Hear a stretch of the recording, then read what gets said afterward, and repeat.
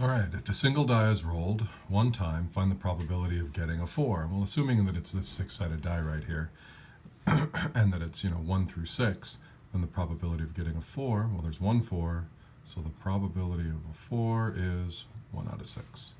An even number, again, so that's going to be a 2, a 4, or a 6, right? So there's 3 even numbers. So the probability of even, that would be 3 out of 6, which reduces to a half. A number greater than 4, so that means you're going to get a 5 or a 6.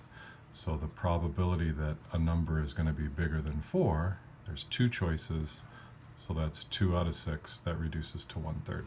A number less than 7, well, that's all of the numbers.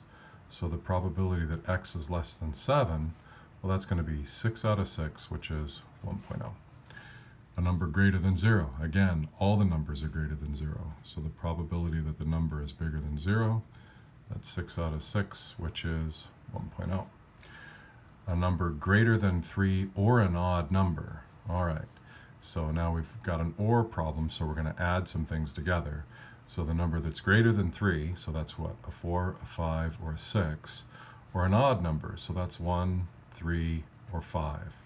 So we're going to do the probability that x is greater than 3 or x is odd.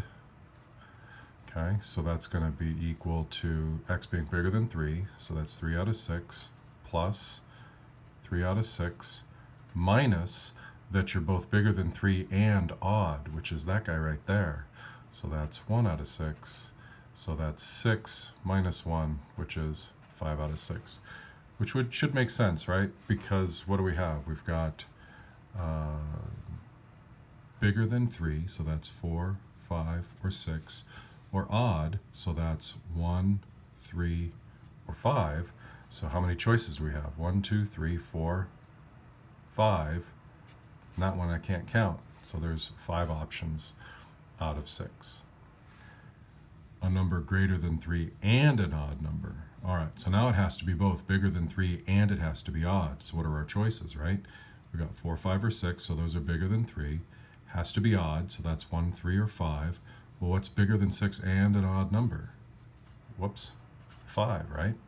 So the probability that x is bigger than 3, that's a 3, and odd has to satisfy both, so that's going to be 1 out of 6.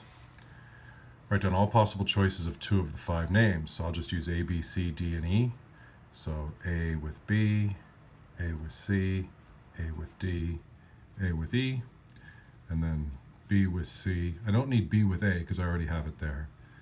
B with D, B with E, C, well, I've already got CA, I've already got CB, so CD and CE, and then I've got D goes with E. I already have D with C, D with B, and D with A, right? So how many are there? 4, 5, 6, 7, 8, 9, 10. There's a total of 10 choices. Now, we could do this without listing them all out, because we could say, well, what kind of arrangement is this? Is this a permutation or a combination? Well, if I'm just sending 2 people to Chicago, it doesn't matter what order I pick their names. So this is going to be a combination of 5 things taken 2 at a time. So that's going to be 5 factorial divided by 5 minus 2 factorial times 2 factorial. So this is 5, 4, 3, 2, 1, divided by 5 minus 2 is 3, so that's 3, 2, 1. 2 factorial is 2. Cancel, cancel, cancel. 2 cancels the 4, leaving 2, and 5 times 2 is 10. So there's a total of 10 options. The random drawing makes all choices equally likely. What is the probability of each choice? Well, if there's 10 options, so the probability of a choice is going to be 1 out of 10. What is the probability of neither of the 2 men, Dan or Ennis, being chosen?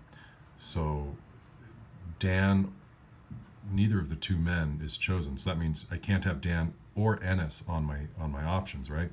Well, there's Dan and Ennis. There's Dan. There's Ennis. There's Ennis. There's Dan. There's Ennis. There's Dan. There's only 3 left. So the probability that a man doesn't go is 3 out of 10. So probability of male complement is 3 out of 10.